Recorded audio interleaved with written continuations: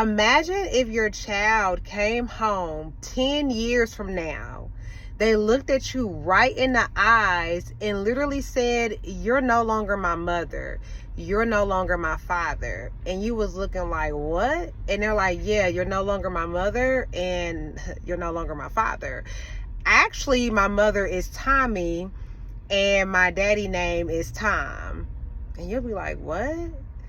Do you know that is how God feels about us when we decide to turn our back on him?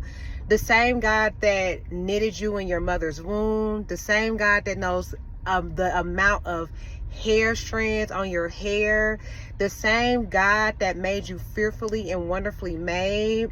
And I'm very passionate about this because I was in New Age for 7 years. I dabbled into the occult, dabbled into witchcraft for 7 years, and God saved me. Jesus Christ came into my life, saved me, and he gave me this analogy.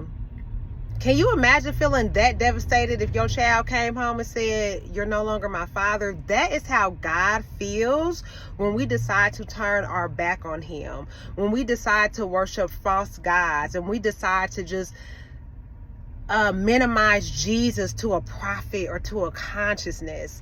So I don't know who this is for today, but I pray that it plants a seed. I pray that it nourishes a seed, or I pray that it even saves someone today, because the wonderful thing about Jesus Christ is that no matter how far you stray away from him, he is always there for you, waiting for you with open arms, waiting to welcome you back to the kingdom.